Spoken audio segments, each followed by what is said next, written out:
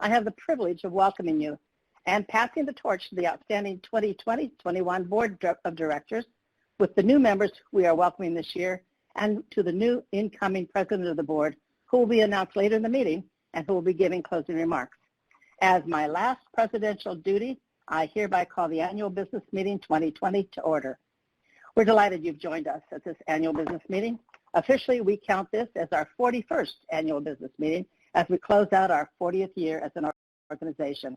Launched in 1979, as you know, from the inspiration and the determination of people facing a system that they knew had to be changed. Medical science had to be challenged to seek new answers, and their calls to action for governmental and community accountability to meet the glaring needs of injustices of those times. And we still do so today.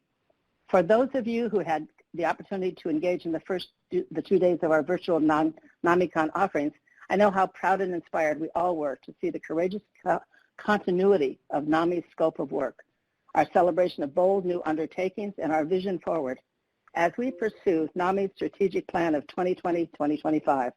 The board and I salute Dan Gillison and the incredible NAMI staff and all those who made our first ever virtual convention possible.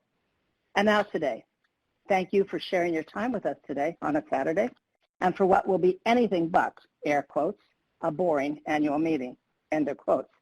We have remarkable good news in store with the annual Treasurer's Report brought to you by Dave Stafford, our treasurer, as he tells you of the work of NAMI's Finance Department under CFO David Levy, fueled by the Development Department under CDO Chuck Harmon.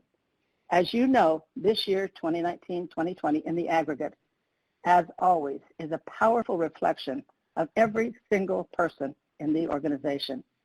Every NAMI employee makes up the national team, from the most recent hire to the long-time NAMI leaders, and from the person who sits in the CEO's chair all the way across the employee roster. Speaking on behalf of the Board of Directors, our hats are raised high to each of them. We want especially to thank and acknowledge Angela Kimball, who from mid-April to mid-January stepped away from her position as National Director of Policy to admirably fulfill the role of interim CEO. And a shout out to Hannah Wazlowski and Jen Snow, who led policy until Angela returned to that director's role. On January 20, we welcomed Dan Gillison. Dan not only met the challenge of stepping into his new position as NAMI CEO, but instantly took hold of an organization hard at work, launching its new strategic plan, moving to new corporate offices, and then, within a matter of less than 5 weeks from his start date, Dan was faced with mounting the massive adjustments required to meet the pandemic and to assure NAMI's ability to pivot and to succeed. What a year it has been. What an amazing first 6 months Dan has led, and what a stellar list of commitments, accomplishments, and stunning steps forward Dan has championed in his first 6 months. Huge adjustments and important thresholds crossed to arrive at these important milestones that you will hear about in the next hour. But first, let's start with some big thank yous and well-deserved congratulations to Dan, his senior leadership team, each and every one of NAMI staff for the long hours, incredibly long hours, meeting the nonstop pressures and adjusting nobly. Grit and valor to the max. Congratulations. And way to go, team, from the entire NAMI national community. We have a great 90 minutes in store for you, filled with not simply the business side of NAMI, but with the human passion, the personal drive, which I often characterize as fire in my belly, and the full commitment of those who we serve, and the full commitment of those we serve each and every day. My acknowledgments would not be complete without my personal salute to the dedication and hard work of my fellow board members. A truly remarkable record-setting year. Time and again, board members demonstrated their willingness to go the extra mile, to bring their A game for unprecedented numbers of special meetings, to undertake difficult tasks, participate fully in new ways, and to welcome the ideas of each person around the table. The 2019-2020 board collectively worked hard to make a difference and to support staff in one of the most extraordinary, most comprehensively successful and dynamic years in NAMI's history. NAMI will always, always be a work in progress. We know how much there is to accomplish, how undaunted and determined we must be to reach the goals we set for ourselves at the national level and at the critically important grassroots level of the Alliance, and how many new horizons of opportunity and progress we must reach for. Each of us is here for big reasons. fueled by the passion, just like our founders 40 years ago, and with our eyes always on our North Star, a world where all people affected by mental illness live healthy, fulfilling lives, supported by a community that cares. I am honored to have served on the National Board for the past 6 years, and I'm genuinely humbled and honored to have served as president for the past 2 years.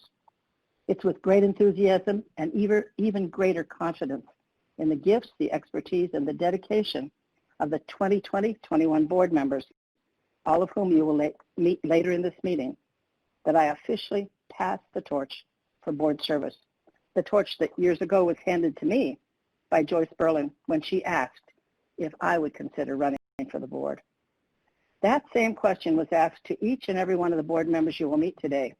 Each of them said their resounding yes to serve NAMI and to serve each of you in the months and the years ahead. And while I freely hand over the role of president and board member, I want to assure you my dedication to our cause will never wane. Now it is indeed my special privilege to introduce to you Dan Gillison, our CEO. Take it away, Dan. Thank you, Adrian, and thank you very much for your support and the support of your board. Very much appreciated. And a good midday to everyone that has joined us for our business meeting. And let me say it's an honor and a privilege to address you on today. And I want to start out by saying it's not lost on me and probably many of you all that we were scheduled to be in Atlanta for this meeting.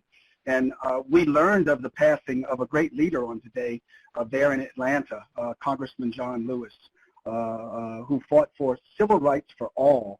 And as a son of sharecroppers, he stayed really true to the mission of civil rights for all. And just want to share a quote that he shared with everyone on December 29th when he announced to the world that he was living with and managing through pancreatic cancer. He said, "I have been in some kind of fight for freedom, equality, basic human rights for nearly my entire life." That is what NAMI fights for, basic human rights and equality. So we really celebrate the life, we mourn the passing, and we celebrate the life of Congressman John Lewis and know that he was an example of what we do every day in our work. So with that said, I will give you an overview on NAMI, and let me first just say, as I open my comments, let me first acknowledge and thank our 2019-2020 board and our board president, Adrian Kennedy. This board led us through the development, launch, and implementation of our strategic plan, a plan that took leadership and vision. I'd like to thank the board and Adrian for their hard work, dedication, and this vision.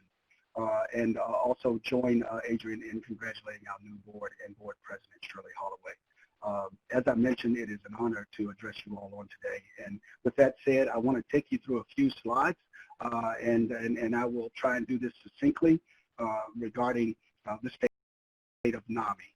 So as we do this, let me say that, yes, this is our first virtual business meeting. So there are some things that we'll be able to do, and there's some things that we won't be able to do, and we appreciate your resiliency and flexibility in working with us as we communicate to you through this virtual platform.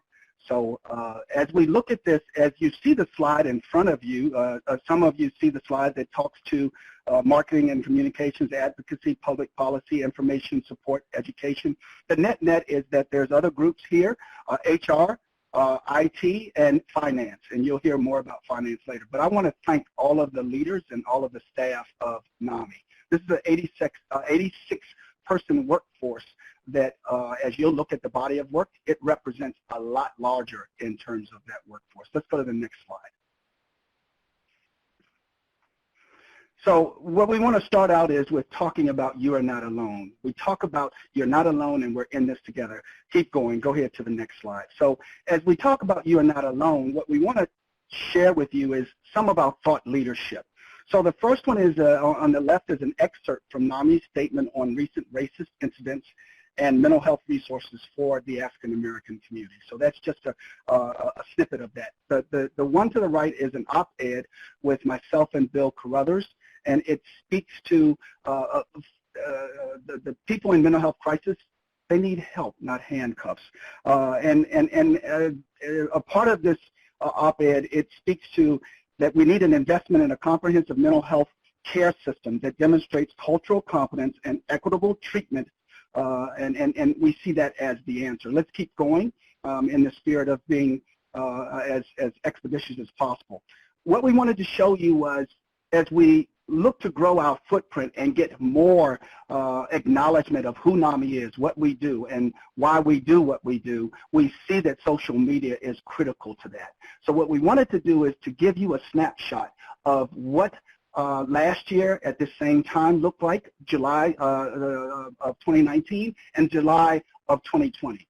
So what you'll see there is that on Facebook, every one of these, Facebook, Twitter, Instagram, and LinkedIn, have seen an increase.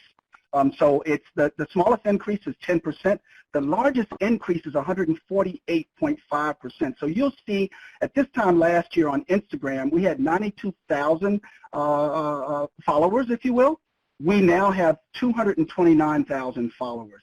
So this is the work of the marketing communications team and the leadership team of messaging out, and we're very assertive with this work, and I just wanted to acknowledge them and thank them, and hopefully you see this in as you go out to social media. But we're really working hard, and even with LinkedIn, we have a 45% increase in our outreach there. Let's keep going. Here is a visual on some of our meeting people where they are, which is what we say we really want to do and is as a part of our mantra. So what you'll see is a conversation with Selena Gomez, that was during Mental Health Care Month. Then you will also see a conversation that was regarding minority mental health and COVID and what did it look like for our community. And then you also see a conversation about Bedlam and a town hall that we did regarding Bedlam, the book written by Dr. Kenneth Rosenberg that really goes into the mental health system and really gives us some insight into how fragmented it is, and it shows what the caregivers are working towards and what the family members face, as well as the individual living with mental illness. And then we wrap up on this particular visual with HBO. I know this much is true, and this is the HBO series with Mark Ruffalo and Rosie O'Donnell and others, and we participated in a town hall, and when I say we, NAMI, myself, and our Chief Medical Officer, Dr. Ken Duckworth, and it was a very good conversation about the series and what it meant to mental illness and to what we needed to do. Let's keep going. Thank you. Now, in terms of, I guess you can say as the business meeting, let me go ahead and say market share. So what we want to show you here is that share of the market from the standpoint of what's measured. So when you look at share of voice, if you will see Mental Health America, the American Psychiatric Association, the American Psychological Association.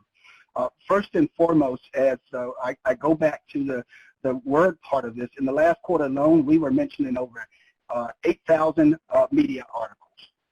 We coordinated 182 media requests, and the helpline has been mentioned in over 800 articles. And we had the largest share of voice amongst our colleague organizations. What you will see is that we have a significant measurable amount of the share of voice in terms of mental illness and mental health. Keep going.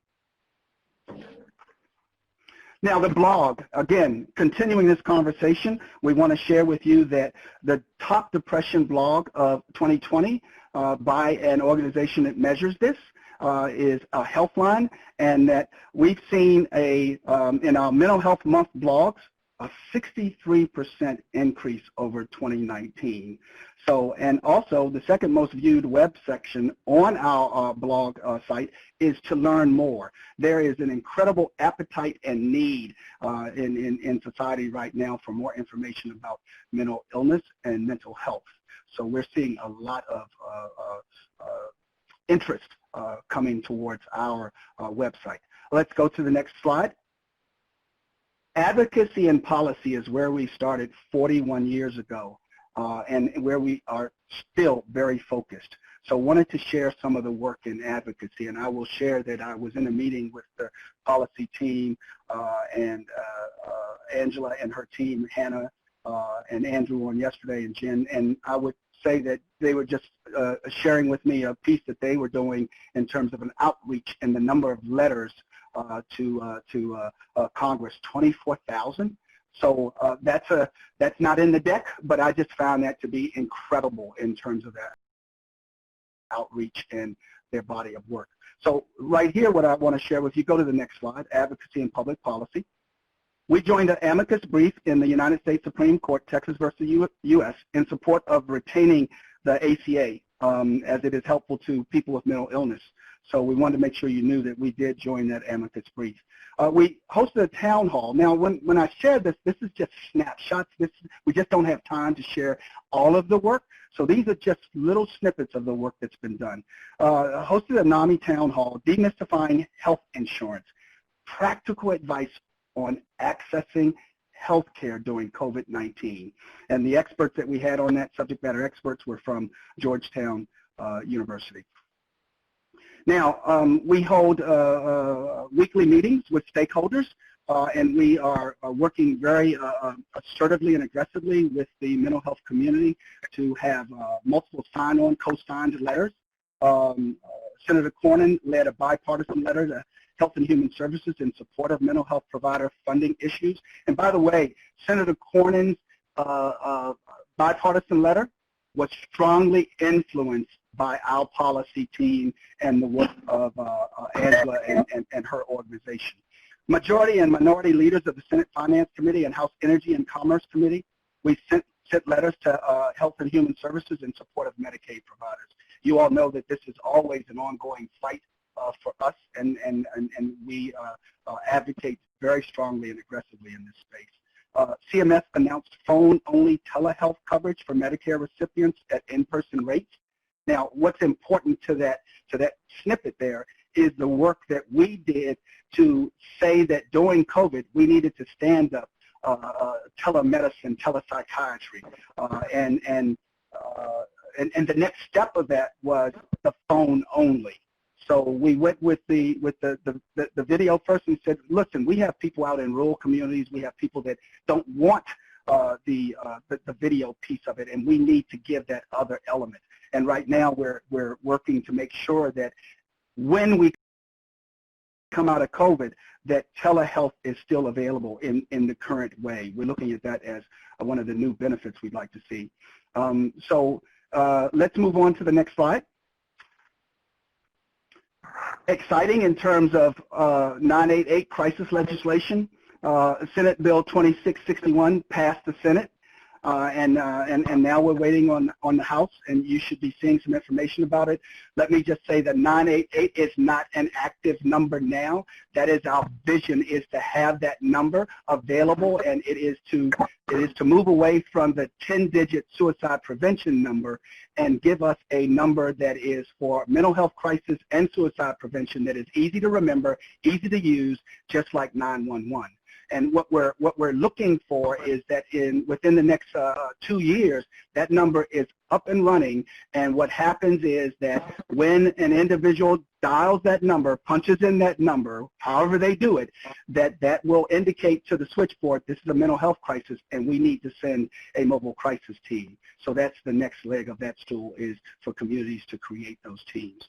And let's talk about divert from what? Community services that enhance diversion. We look at the mental health ecosystem, and we're sharing models and sharing information about what it looks like when you do divert and some of the best practices.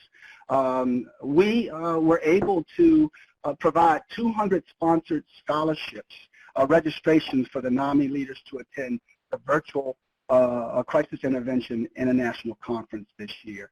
So we are redirecting those in-person scholarships to 200 sponsored registrations as a result of the conference being virtual this year.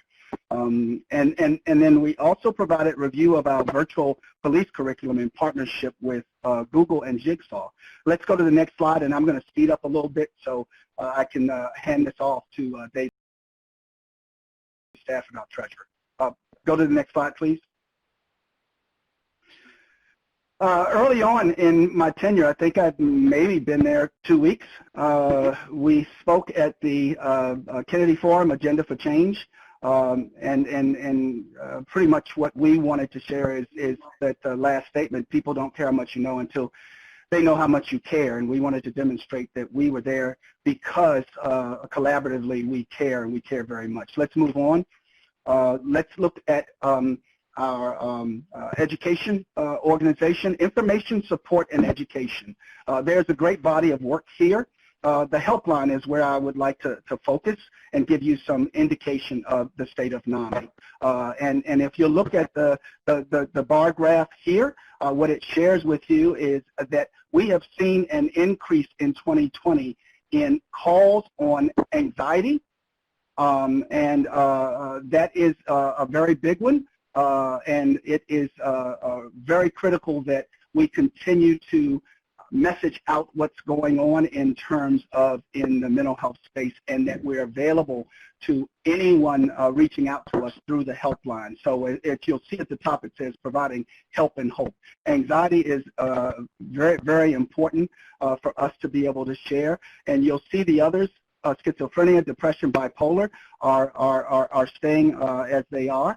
The biggest thing about the helpline is I want to pause for just a second and say the helpline has been brick and mortar for its 20 years of existence. What does that mean? That means that it's always been serviced and supported by volunteers who come into our office building. We provide the software, the communication software, the desktop software, and the desktop devices in our office for them to use. Well, guess what? When COVID hit, they couldn't come into the office. So we had to actually come up with a virtual helpline. And I just want to thank the team for their work, Don and Karen and team, for being able to pivot and get that stood up within a matter of 6 to 7 days. That was no small feat. Let's keep going. So you'll see that Basics on Demand in terms of its growth. You see the indication here of what it looked like in 2019 and what it is, the ramp up of the Basics on Demand growth. So we're now at about 25,000 in terms of its inquiries. So let's keep going. I apologize for now speeding up, but I need to get through these slides to hand this off. This is important to see some of our field engagement, and if you'll move to the next slide. We've been conducting town hall meetings, which are for our members, and these town hall meetings that we've been doing, you'll see the one on race and racism, 361 participants, and then the overview on COVID, we had 118 participants. What we learned in this virtual time frame is that our platforms are not substantial enough, so we had to increase our platform capability. So that is a part of what you see there. But what's interesting is demystifying health insurance, mental health month marketing, offering NAMI programs online. You see that most of these, are from feedback from you, indicating what you'd like to hear from us. Go to the next slide, please. All right, now we also have some external facing online workshops, seminars we've been holding called Ask the Expert. And these are connecting with the external community. And you will see the topics. And what I would like you to focus on is that they've been as many as, well, helping each other in times of crisis, 332, all the way up to 1,637 participants with the impact of racism and trauma on Black mental health. So we will continue with the expert series, Ask the Expert series, and we have seen a great deal of traction with those. Let's go to the next slide. Connecting with the community in the NAMI's walk.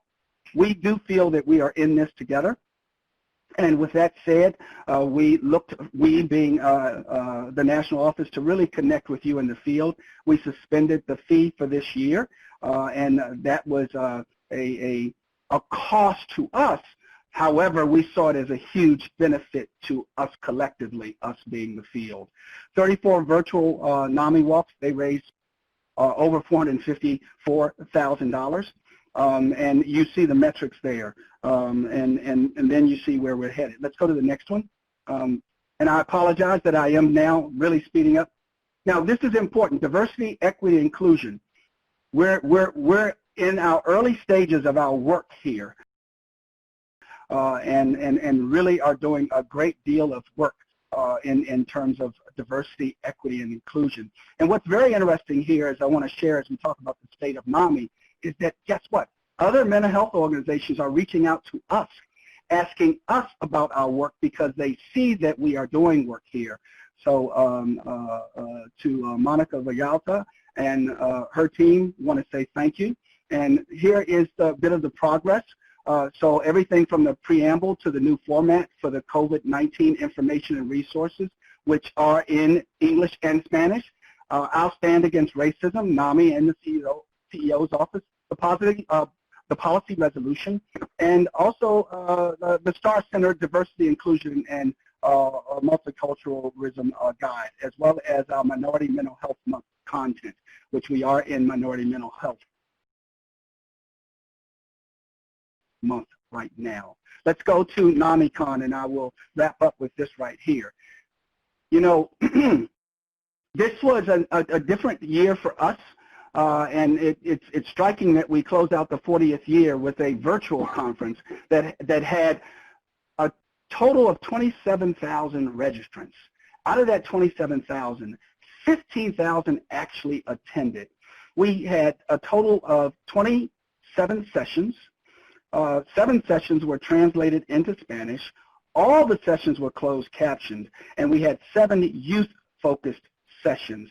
Now, what's also interesting here is that there were 880 questions asked, and we provided 27,800 answers. And we also did the Wellbeing's launch with WETA, which is the Youth Mental Health Crisis series with Ken Burns. So as you look at our strategic plan, early intervention, best possible care, diversion from the criminal justice system.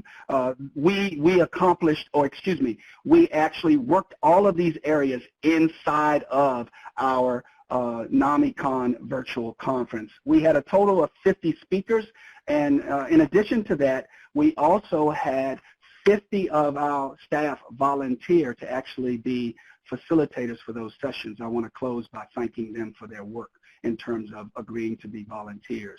That's an overview, and I apologize that I kind of sped through it, and really do appreciate all the work that you do, and now would like to hand it off for the Treasurer's Report with our Treasurer, Dave Stafford.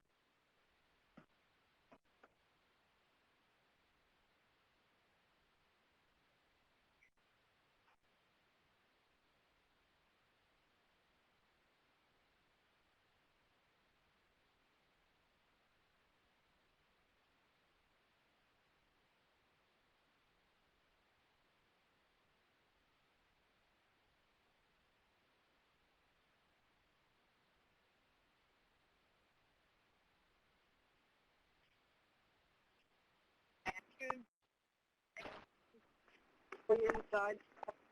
Yeah. Can I get out?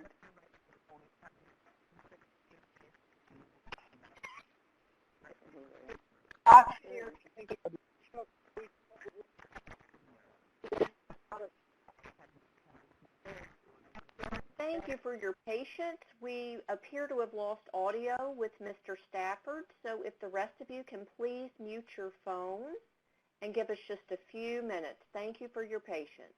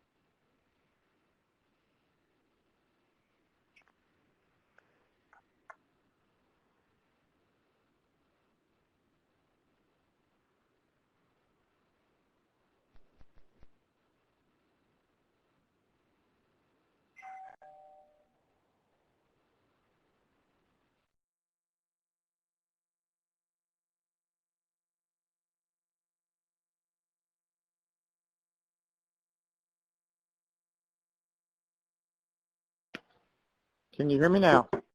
Annette Yes. and Terry, you can hear me Yes, now? we can. We can. Thank you, Okay, Dave. sorry, I was still on and it was still working for me, but I guess I got disconnected, but I could still hear it. It's strange. Okay, we good to go? Are we good? Yes, sir. Okay, so good afternoon or good morning to everyone. I'm Dave Stafford, the treasurer of NAMI board, and it's my pleasure to share with you really good news concerning the financial health of NAMI for the fiscal year 2019. I am working remotely, so I'm going to be sequencing without the benefit of seeing the visual screen, but I'll try to stay in sequence with the slides, and I may ask for some help from Terry and Ed occasionally to make sure I stay in sequence. First of all, I want to say that in terms of key messages that everyone needs to hear and understand very simply, is that NAMI is a very healthy organization from a financial point of view. Because of that financial health, we are poised to support and strengthen both the Alliance and to support our strategic plan in the year and the years ahead.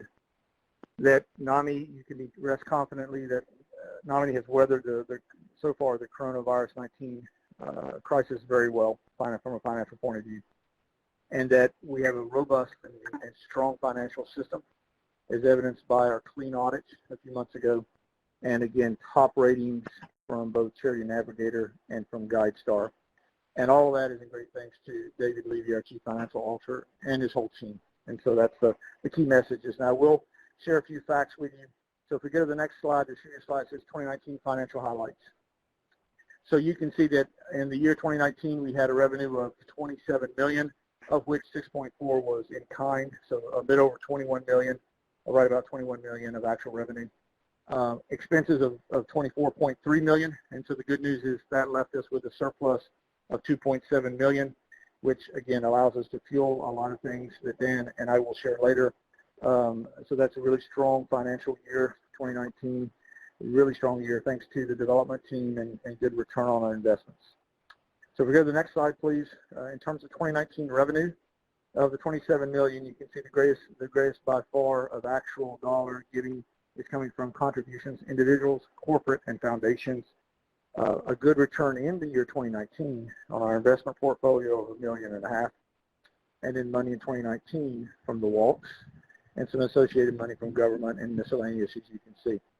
So a very strong year. The in-kind is the accounting recognition of some PSA advertising that goes on, and you have to acknowledge that in your financial reports, and that's what the in-kinds are. For the 2019 expenses, if we go to the next slide, please. As again said, 24.3 million, so this was a nice surplus. You have the 24.3 million, you can see that the vast majority of the spending is going straight to investing in NAMI's mission and in the field and the Alliance itself, through programs and membership support, capacity building, development, which is the ongoing future funding of NAMI. Obviously, it's a huge commitment. Advocacy, which was and remains a key part of what NAMI's mission and purpose is, and obviously the information support and education at $2 million. So you can see our administrative costs are extremely low, at only about 3%. So you have a very robust and efficient organization that is supporting the entire Alliance. Okay, next slide. So I believe the next slide says 2019 compliance. Is that correct? No, sir. It says investing in the Alliance. Thank you very much. So investing in the Alliance, this is probably the one that says 2019 grants over $1 million. Is that correct? Yes, sir. Okay.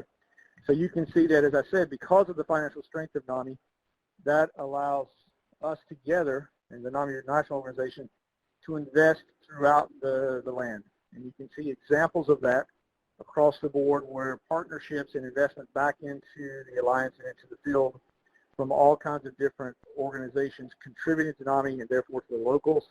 And you can see the many examples. I will not obviously go into those in any detail, but that is a huge commitment.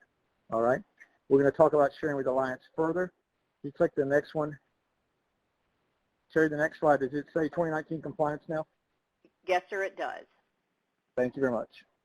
So I mentioned earlier that we have a robust financial system thanks to David Levy and his team. We had a clean audit a few months ago with very strong commendations from the audit team, external auditors. And again, we have reached the highest level and maintained the highest level on the two primary charity rating systems, Charity Navigator and GuideStar. So that's wonderful news. Can we get the next slide? So Terry, I'm going to ask your help. This is going to say sharing with the Alliance. Does it say, is it talking about the grants? Is this the one with the Be Good on it, Terry?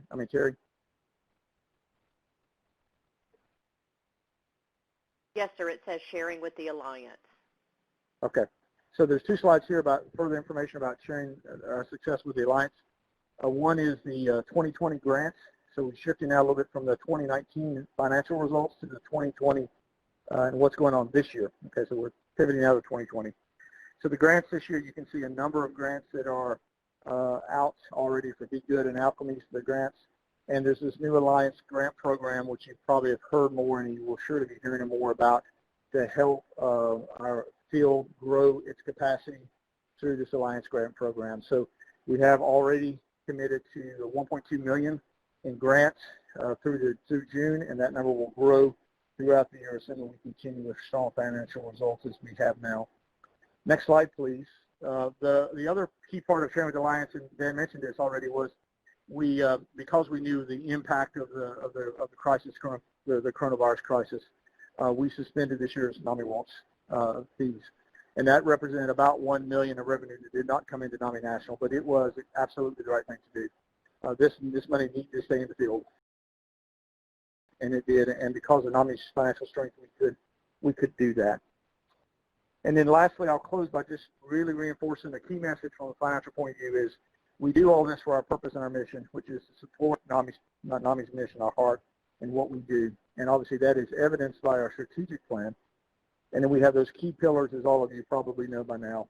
And in this slide about supporting the strategic plan, you can see we have the different areas listed. And just some examples, and this is certainly not all of the funding we're doing, but some examples of supporting the strategic lever of get help early, get possible care, huge commitments on home front.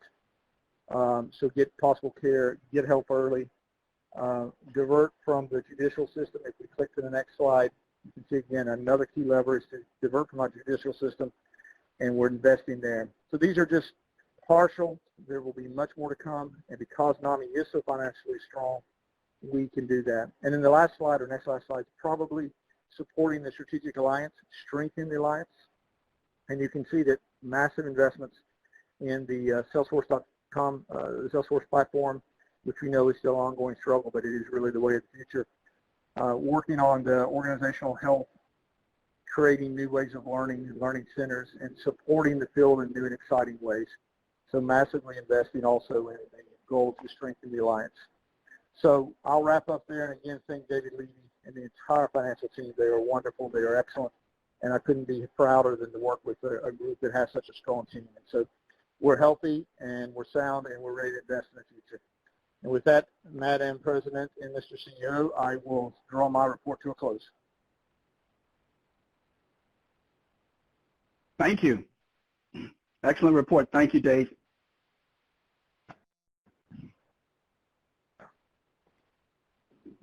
Thank you, Dan. I'm going to forge ahead. Let me begin by asking, can you hear me now?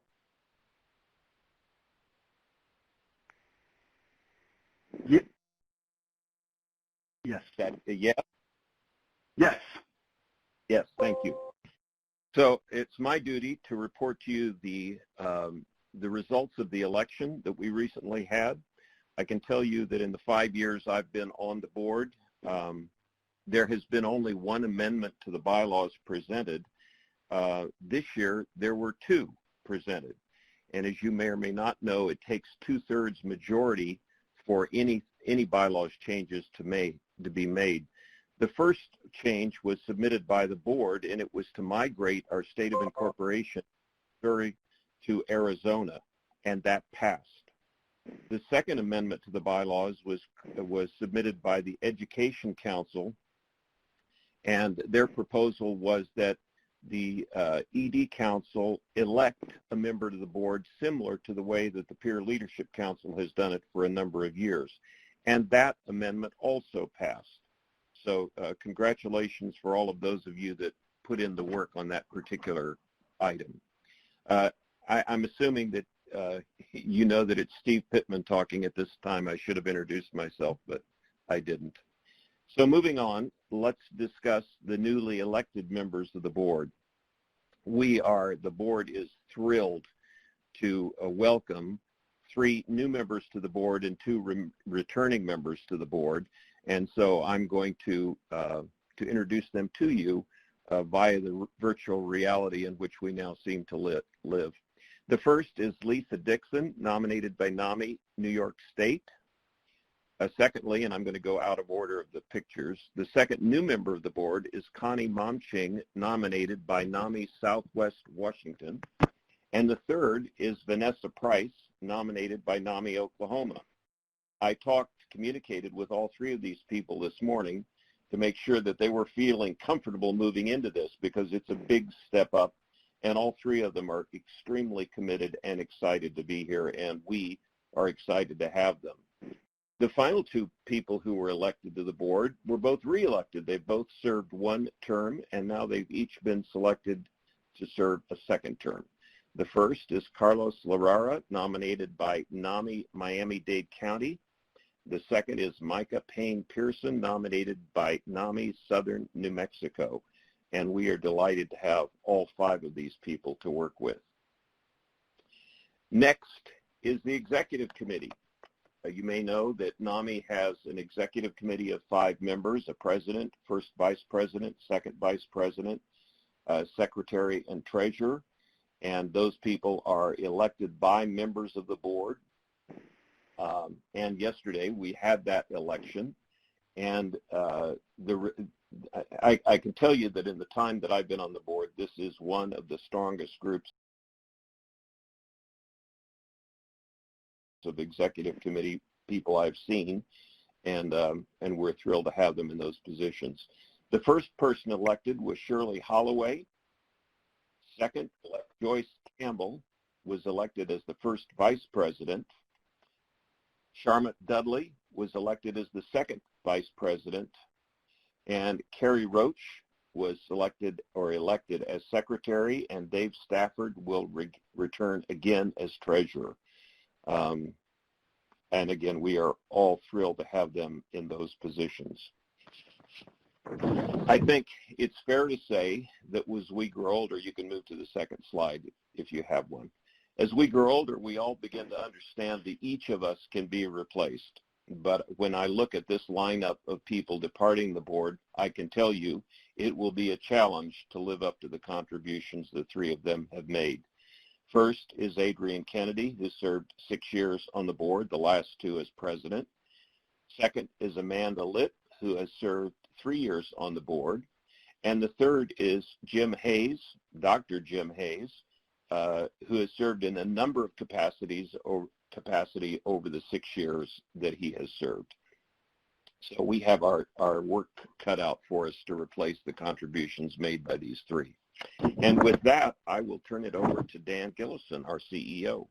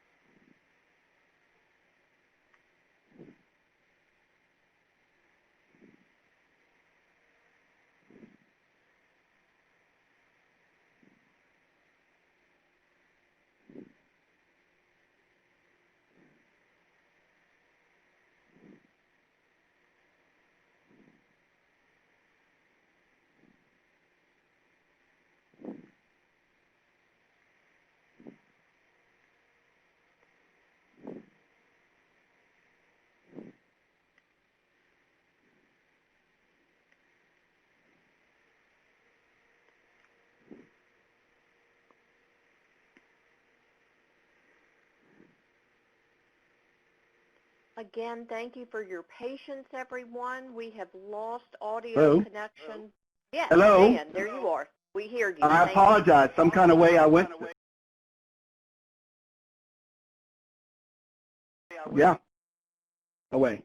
So, thank you all very much for your patience.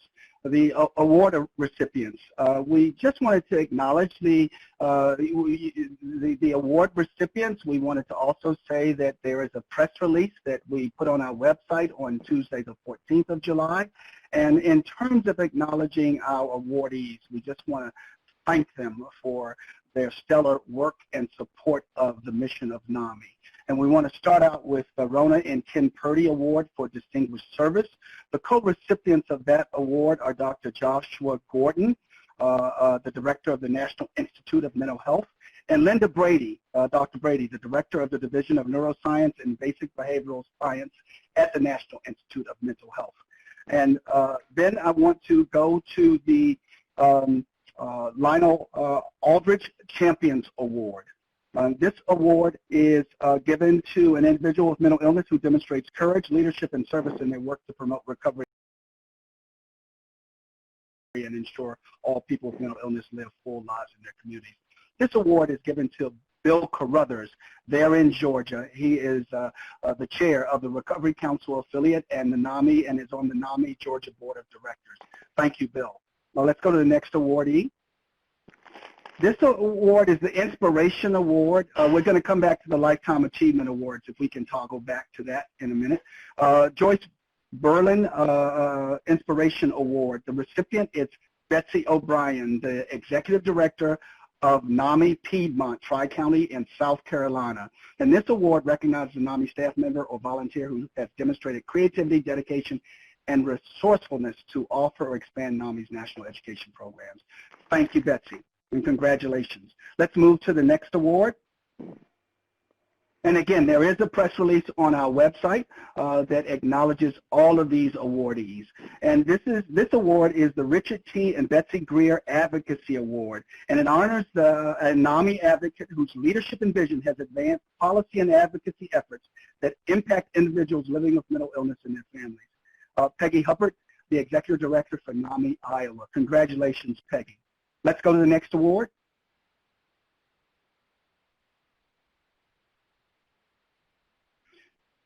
The next one is a Youth Award, and it takes all of us, and as we look at our young people, this award recognizes young adults who exemplify exceptional leadership among their peers to foster a culture of recovery and resilience. And Patrick Dowling from NAMI, New Hampshire is the Young Leader Awardee.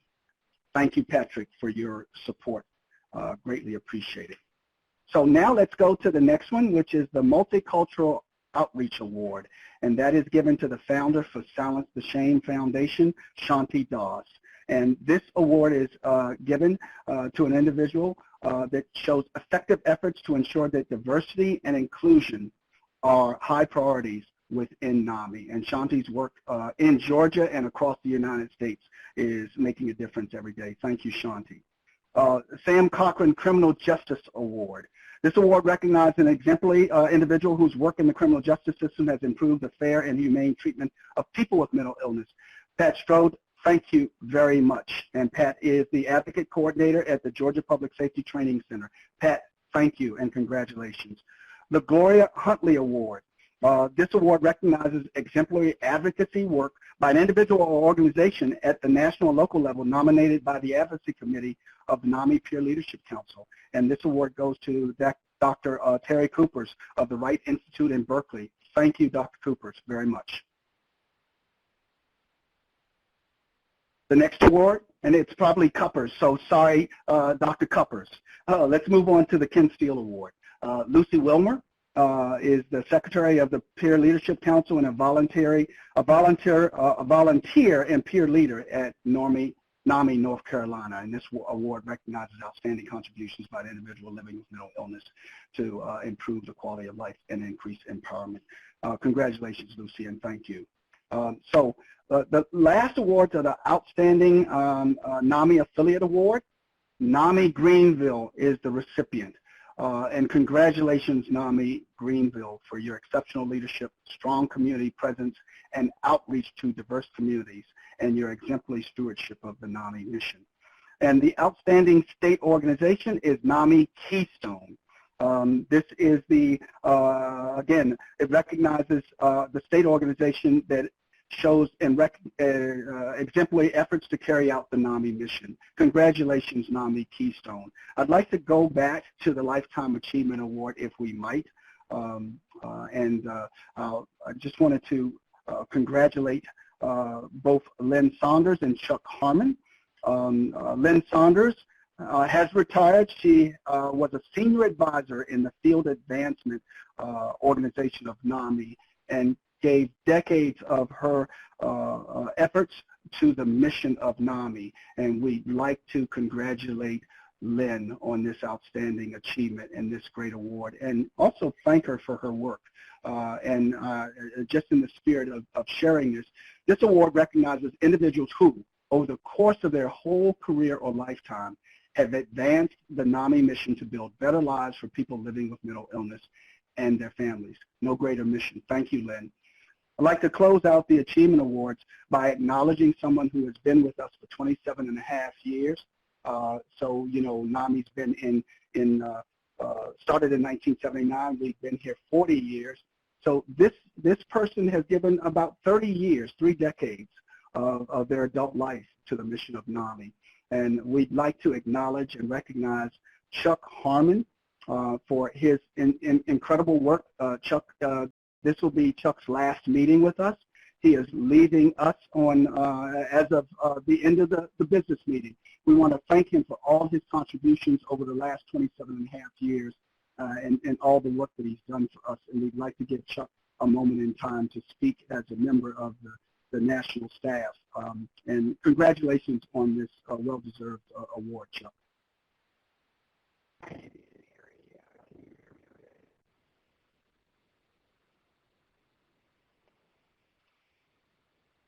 Terry, doing a sound check. Yes, we can hear you now. Thank you. Very, very good. Just want to make sure. Well, thank you, Dan, and thank you, NAMI Board, for your service. I first just want to congratulate my friend Lynn Saunders, who's the co-recipient of this award.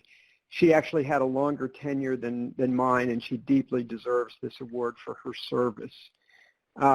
Lynn and I had the distinct privilege of working with the NAMI founders shortly after NAMI was formed, and it was actually called AMI then. And, you know, as a 26-year-old kid, just starting at NAMI in 1985, I sure had a lot to learn. And I learned some of the most valuable life lessons about the human condition, commitment, heartbreak, courage, and love from people like our co-founder Harriet Shetler, and from many of the people that the awards are named from, like Dick Greer and Lionel Aldridge and Rona Purdy, but also from NAMI, thousands of NAMI members from rural Montana to the Big Apple. Throughout my 35-year journey of NAMI, I had the rare opportunity to witness changes in attitudes about mental illness and advances in neuroscience research and the birth and growth of the nation's largest advocacy organization for mental illness. While things have changed for the mental health field, the DNA of NAMI members really never changed. And their passion and deep commitment provided the motivation for me to come to work every day. And it really gave me a sense of purpose in my life. So just to wrap up, I'd like to thank my colleagues for their friendships. The NAMI staff are some of the most dedicated employees. They work around the clock for the cause. I'm especially proud of my strategic alliances and development team and other colleagues who've had decades of service to the organization. And I want to let you know that the organization is just in great hands with Dan Gillison as your leader. Finally, I'm just especially would like to thank my family for their immense support over the years.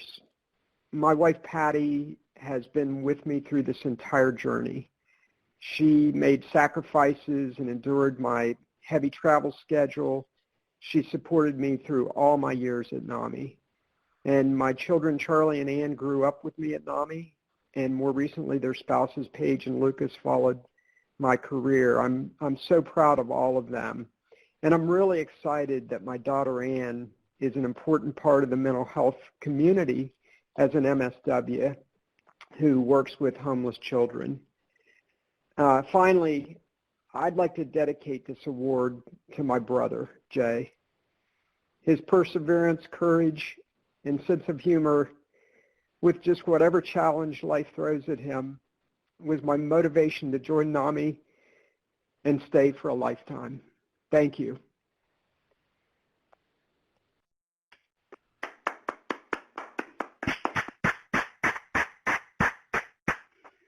Chuck, the thanks is from us to you.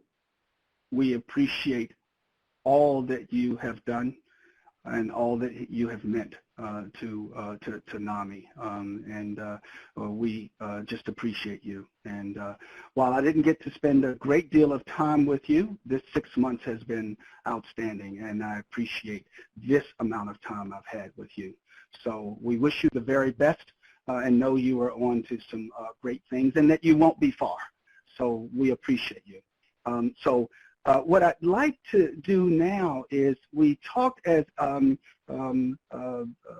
Adrienne Kennedy opened it as a past president, if you will.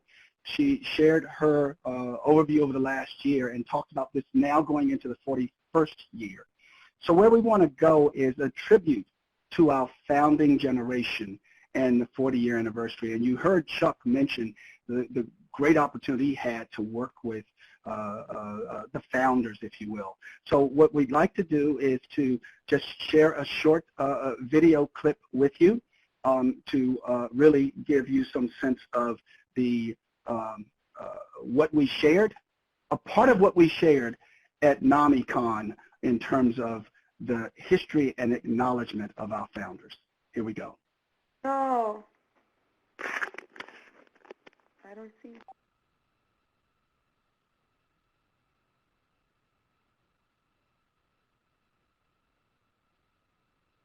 Is the audio working?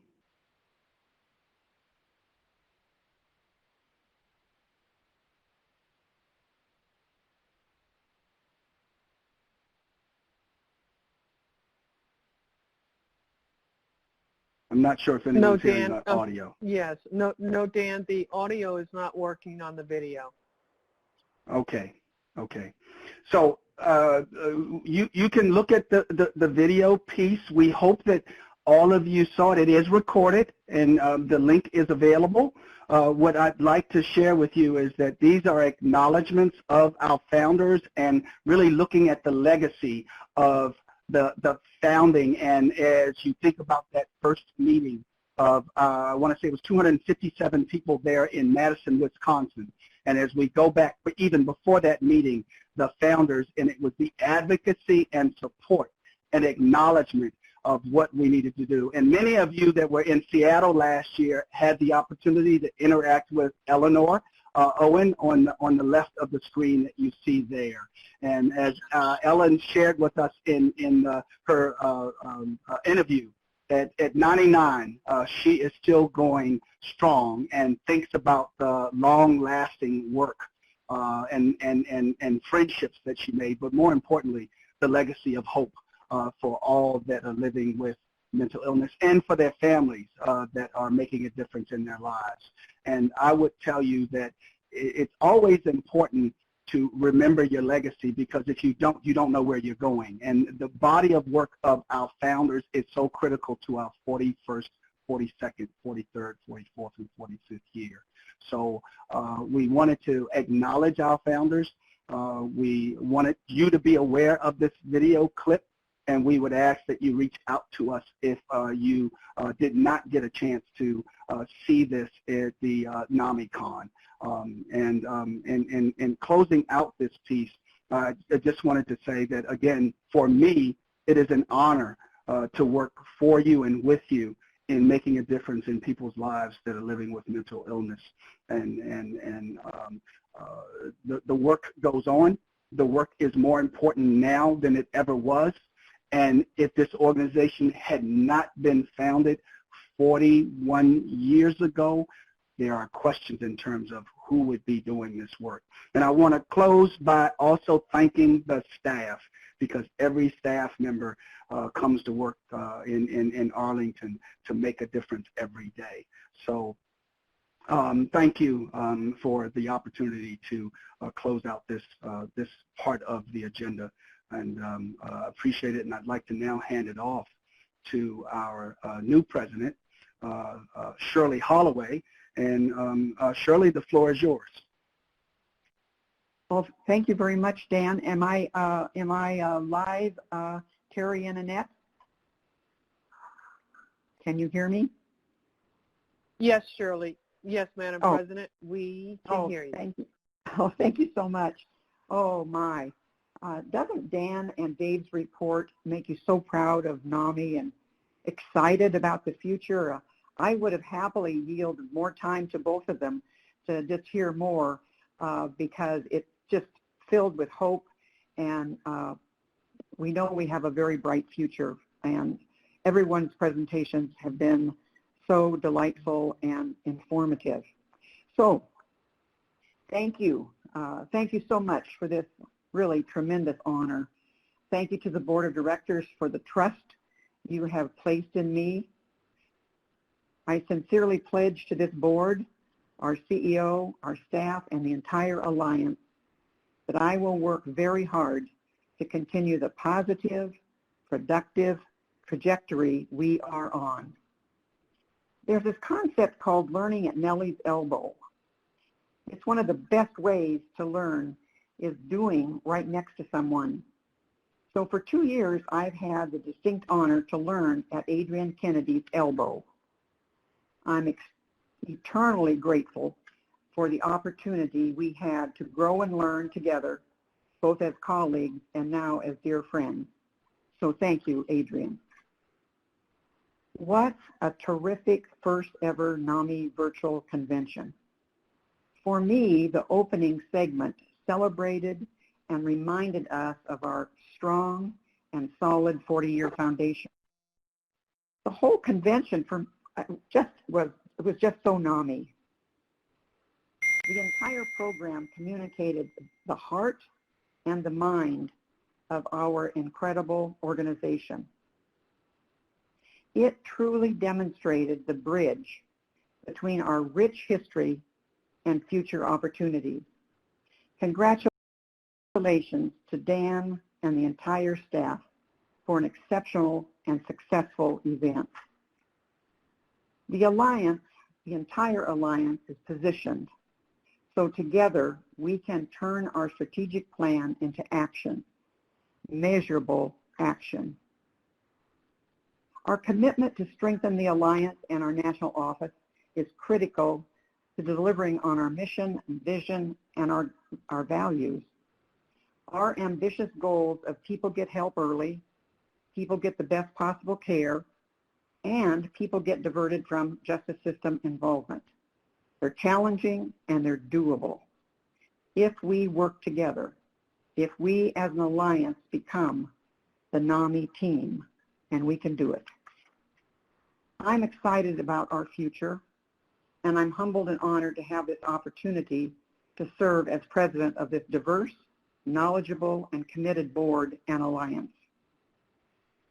Today, I encourage all of us to review the NAMI values, include them in all that we do, communicate these powerful statements that reveal who we are and what we believe.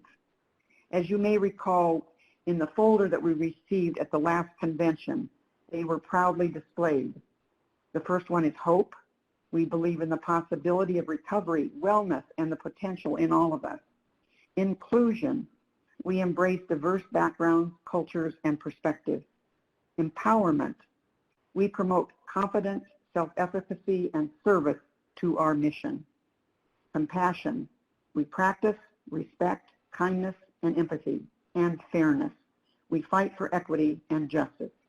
I treasure these value statements and believe that we all can learn and live by them. NAMI is what it is because of our volunteer workforce, board members, teachers, peer leaders, council members. Volunteers, you are our backbone. You are NAMI's people power, the hands on deck. We salute you. We are deeply grateful for you, and thank you so much for your service. Through this incredible workforce, we give hope, and we change lives. I will continue to dedicate my leadership to our cause in memory of our daughter, Kathleen, because NAMI gives us all hope. I want to thank you for attending